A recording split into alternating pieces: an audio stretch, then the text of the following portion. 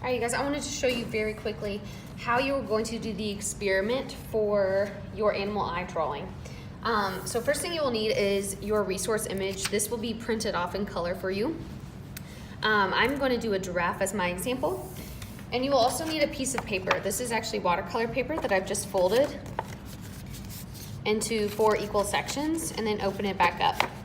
Now for this experiment, you're not drawing the entire eye because you don't want to waste time doing a whole composition. Instead, you really just want to narrow in on one part. So for me, with my experiment, I really wanted to focus on the animal fur. So that's why I'm kind of zoomed in on this little square here, this little diamond shape of the giraffe, so I could try to see what materials it will take to make the best replica of this image. So you can see already, I drew this little diagonal or this little diamond 4 different times, and I'm going to be using 4 different materials to see how and what is the best method for my final drawing. So before I get started and show you in time lapse how I'm going to create my little experiment paper, I can go ahead and write down the materials that I'm going to use in each square, but because this is just a sort of practice paper, I'm not going to mind if things don't turn out the exact way I want them to. Again, this is just a practice for your final drawing, so really just take your time to experiment and really get to know the materials before you start on your final paper.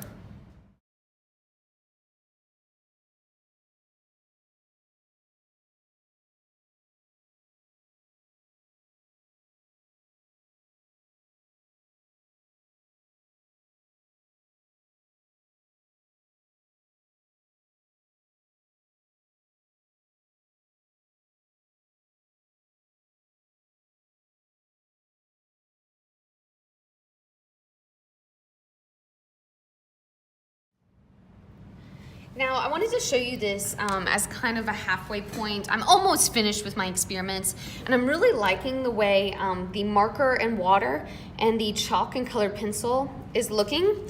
If I'm just comparing it to my resource image, I think they look the most alike what I have here on my printed image. I'm definitely not a fan of the colored pencil, and you noticed while I was working, I added watercolor on top of it to see if I could change up sort of the pattern and the strokes that I have. But all in all, I'm really not too big of a fan of this one, and neither am I too big of a fan of the watercolor. Maybe if I added some more pen, it might be a little more successful. But I'm really liking the colors that I got from this chalk and colored pencil, and I like how I can imitate the fur with the colored pencil on top, which is what my resource image shows. So your drawings and your experiments are going to be a lot different than mine, but again, I want you to pick a small specific section of your resource image to narrow in on, do a rough sketch of that on your experiment paper, and then just begin. Any of the materials on the back table is open to you, so make sure that you're changing up the materials, you're experimenting, and getting those thoughts down on paper.